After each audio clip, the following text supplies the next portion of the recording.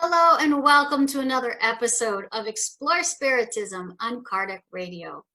In this program, I share teachings, resources, and reflections to help you in your own exploration of Spiritism. Tonight, we're on part 3 of a 3-part presentation where we're looking at different conversations between 3 individuals, a critic, a skeptic, and a priest, and Allan Kardec.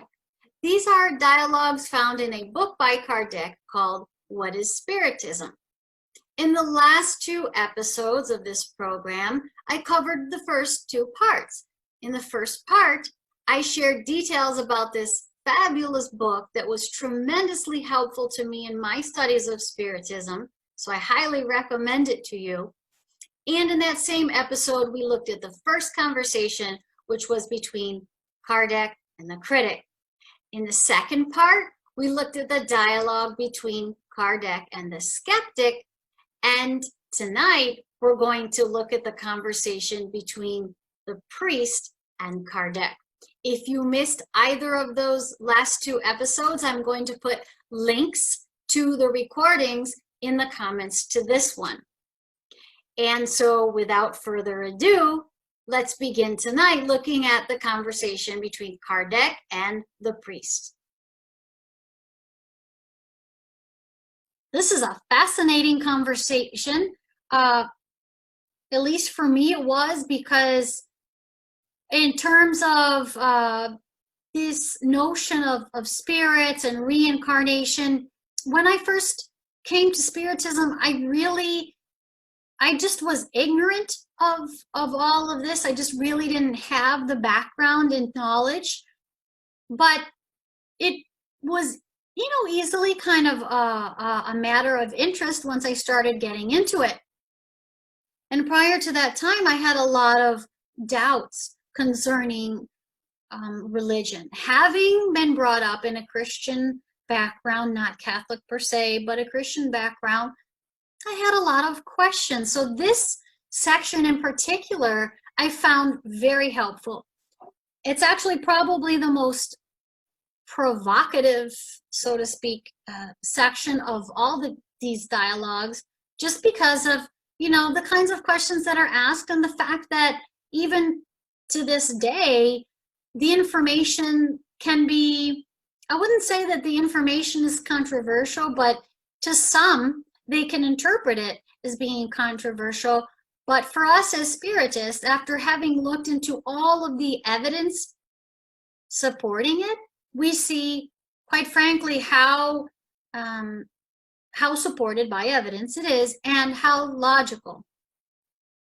And I picked a few pieces of it to share with you, but I wanted to put on the slide just kind of, some of this content, just to give you an idea of everything that's addressed. But you can go back into the book and read it in detail for yourself.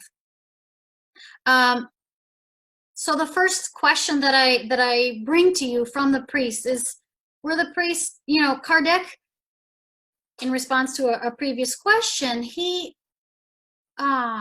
proclaims the value of Spiritism in really helping us to come to terms with the true reality of a future life, of life after death, of the continuation of our consciousness and our individuality, the immortality of the soul. This is not just because it says so in some, religious text, but because of the very study and the scientific aspect of Spiritism that they arrived at the emergence of evidence through which the information, as I explained before, through what Kardec said, through which the teachings themselves actually came about the conditions of this life after death, this future life. And so, but in terms of just the idea of a future life in general, which Kardec had been speaking of, the question comes from the priest. All right, you know what? Religion teaches all of that. Religion teaches that there is life after death, that, life does not end at the grave. And until now, it has been sufficient. So why do we need a new doctrine? I just want to say that it's interesting the way Kardec wrote that question from the priest, because it wasn't why do we need a new religion, right? It was why do we need a new doctrine? In other words, why do we need a new body of knowledge?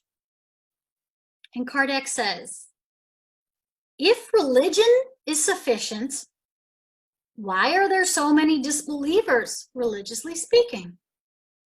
It is true that religions teach us and tell us to believe, but there are so many people who do not believe in words alone. Spiritism proves and enables us to see what religion teaches through theory. Moreover, where do these proofs come from? From spirit manifestations. Well, now it is likely that spirits manifest only with God's permission.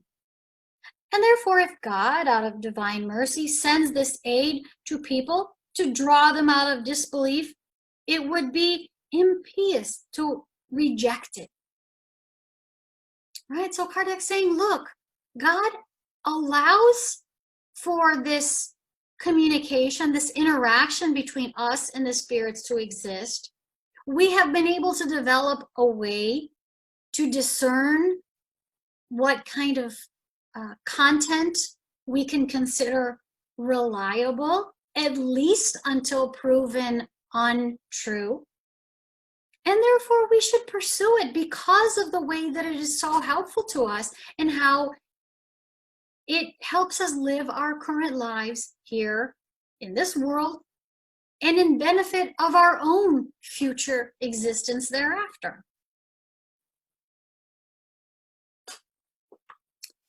And the next question I pose, or I share, is one because a lot of people that come new to Spiritism, primarily and especially from a Christian background, they ask about communication with spirits, not necessarily that they don't exist, but are we really supposed to be doing it? Because of Moses's prohibition of communicating with the spirits. And so Kardec writes the question from the priest like this: if the church forbids communication with the spirits of the dead, it is because they are against religion, since they are formally condemned by the Gospels and by Moses. The latter, declaring the death penalty against such practices, proves how reprehensible they are in God's eyes. And I'm sure the priest thinks he's got him now, right? So Kardec says in response, I beg your pardon, but this prohibition is not found anywhere in the Gospels. It is found only in the Mosaic Law. It is thus a matter of knowing if the church puts the Mosaic Law above the law of the Gospels, or to put it another way, if the church is more Jewish than Christian. It is also worth noting that of all the religions, the one that opposes Spiritism the least is Judaism, and that it has not resorted to the Mosaic Law, upon which Christian denominations rest their opinion, to prohibit evocations. Right? He's saying, like, for the most part, people of the Jewish religion are leaving us alone. If biblical instructions are the code of the Christian faith, why prohibit the reading of the Bible?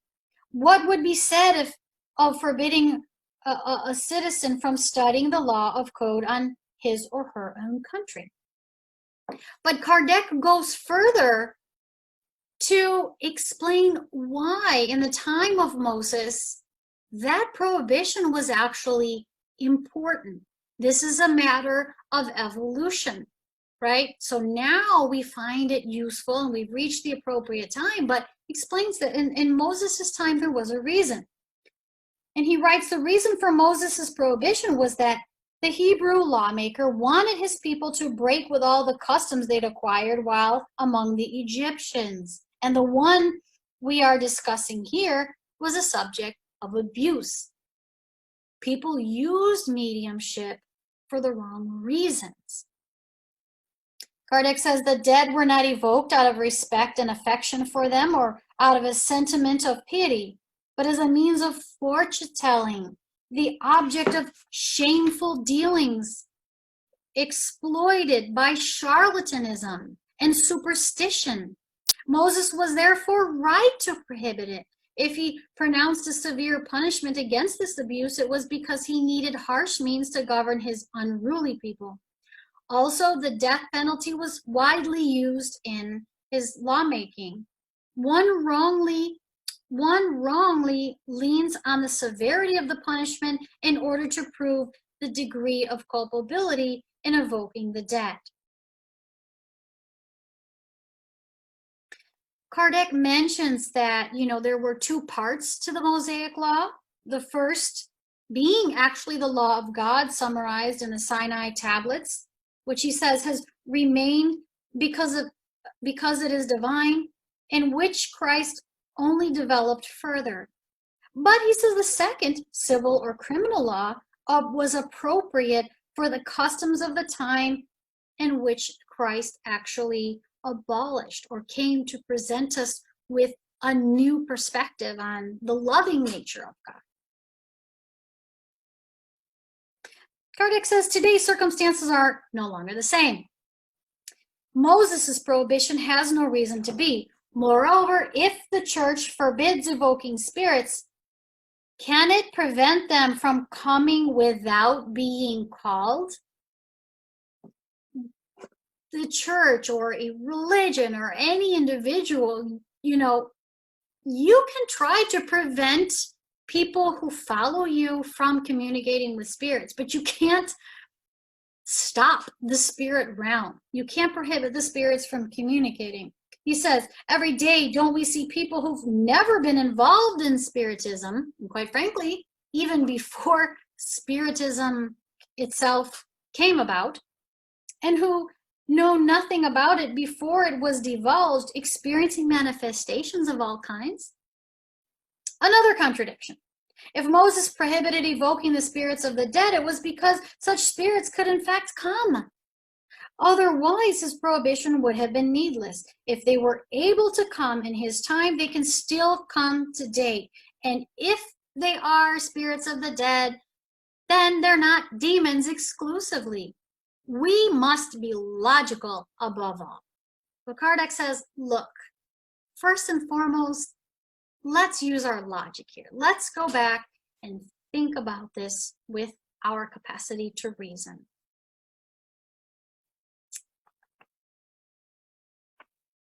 And the last piece of this section that I wanted to include, because otherwise we could go on all night, is simply something Kardec wrote in his final comments to the priest in that section of this dialogue. And Kardec says, although Spiritism is not indispensable to salvation, let me just open a parenthesis here to say what he meant by that is our own morality, our own behaviors is what is important to us in determining our future, but not a future in terms of a one-time judgment of saved or not saved, or where we go, so to speak. It's important in terms of what happens next in our process of evolution. So going back again, Kardec says, although Spiritism is not indispensable to salvation, it facilitates it and sets us firmly on the path of the good, right? That's what I was referring to.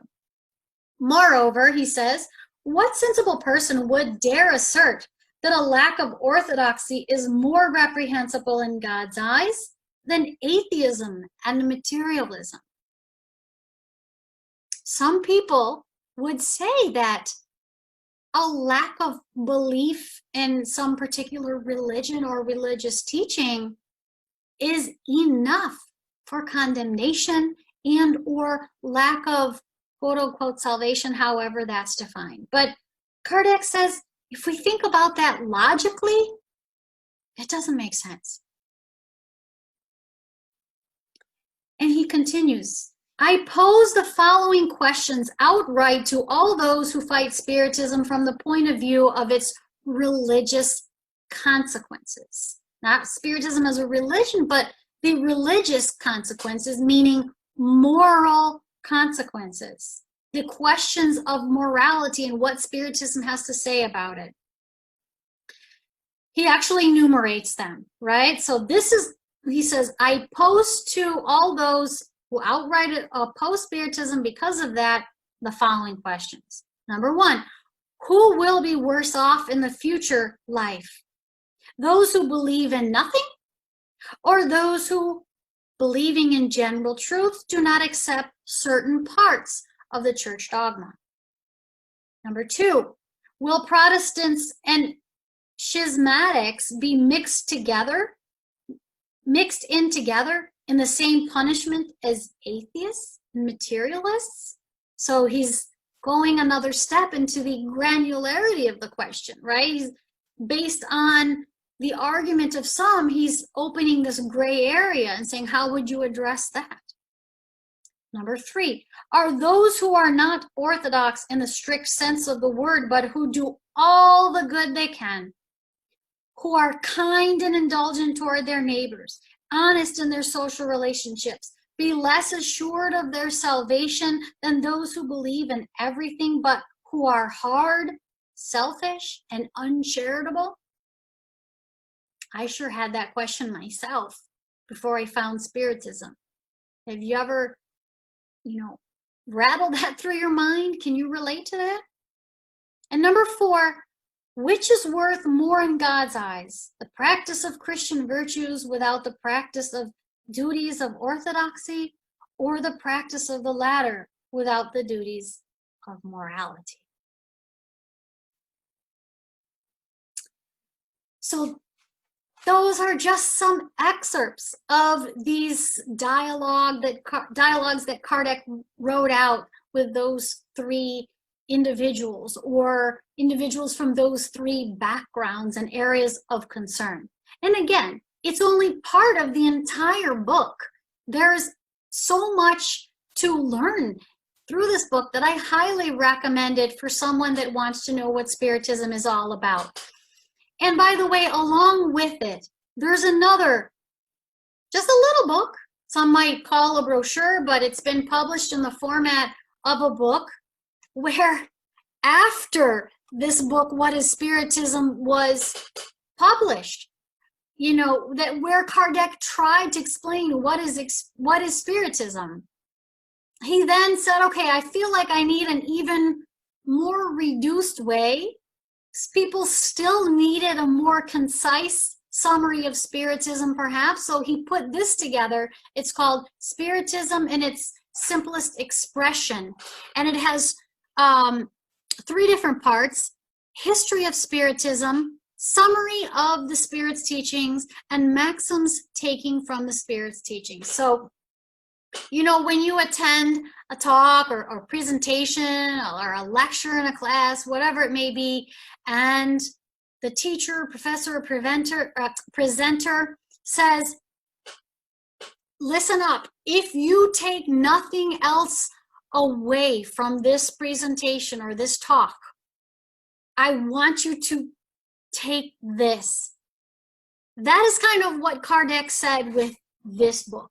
It's a great company, perhaps even a starting point if you're not even ready for a book like What is Spiritism.